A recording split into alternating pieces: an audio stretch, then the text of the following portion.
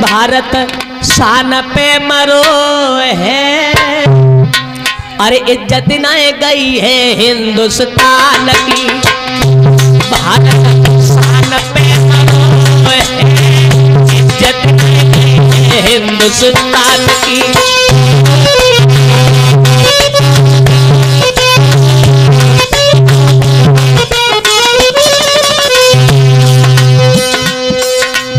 पवित्र भारत देश सदैव विदेशियों से अपनी आन बान के पीछे लड़ता रहा। क्षमा करें, हमारे आंखों के सामने की बात नहीं है। हमारे देश के नौजवान वीर बहादुर ही नहीं, हमारे देश की महिलाएं किसी से कम नहीं है। लक्ष्मी बाई को देखो अमर कर गई झांसी,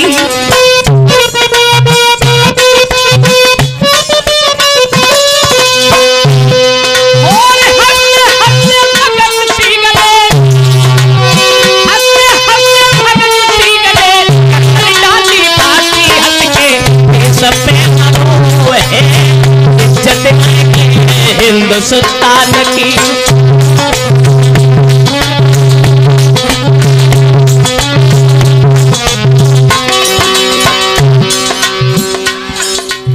क्योंकि अमेरिका का विज्ञान, जापान का सामान और हिंदुस्तान का जबान हर जगह मशहूर है। हिंदुस्तान का जबान हर जगह मशहूर है। जिस समय भगत सिंह के गले में अंग्रेजों ने फांसी का फंदा डाल दिया तो भगत सिंह से अंग्रेजों ने एक बात पूछी, भगत सिंह हमें ये बताओ, कोई प्राणी अपने घर परिवार के पीछे प्राण नहीं देता है, मरता नहीं है, और तुम देश के पीछे मर रहे हो, जान दे रहे हो, तुम्हारा गुरु कौन है, तुम्हें ये शिक्षा किसने दी, अंग्रेजों भारत छोड़ो।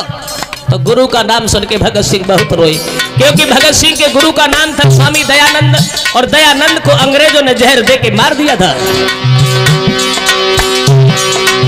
कौन कौन से अन्याय अंग्रेजों ने किए नहीं,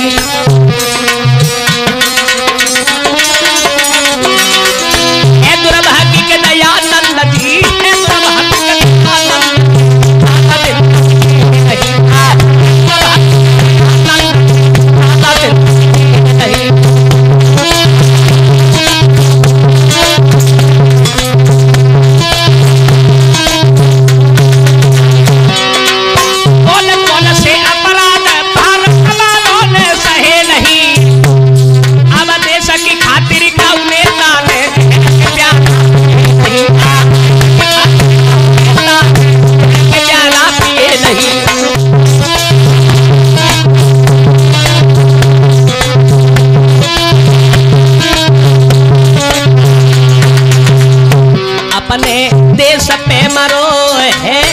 इज्जत न गई है हिंदुस्तान की, इज्जत न गई है हिंदुस्तान की।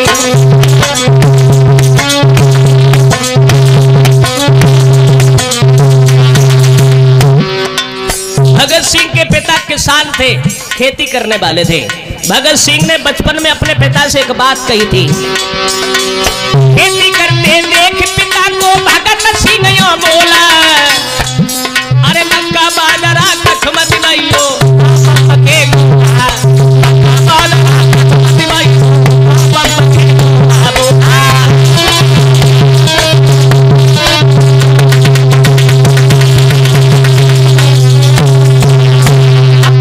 देश पे मरो है, इज्जत न गई है हिंदुस्तान की, इज्जत न गई है हिंदुस्तान की।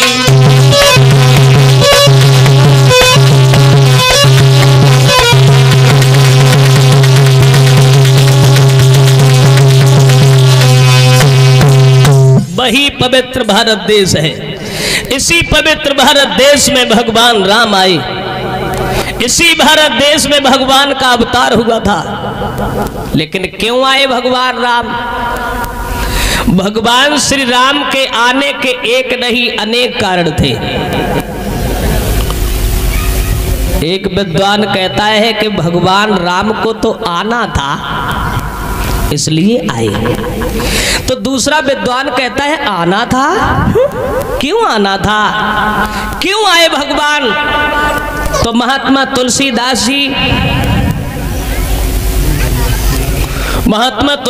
जी कहते भगवान के आने का एक दूसरा कारण था। प्रसाद दे दो करो ना।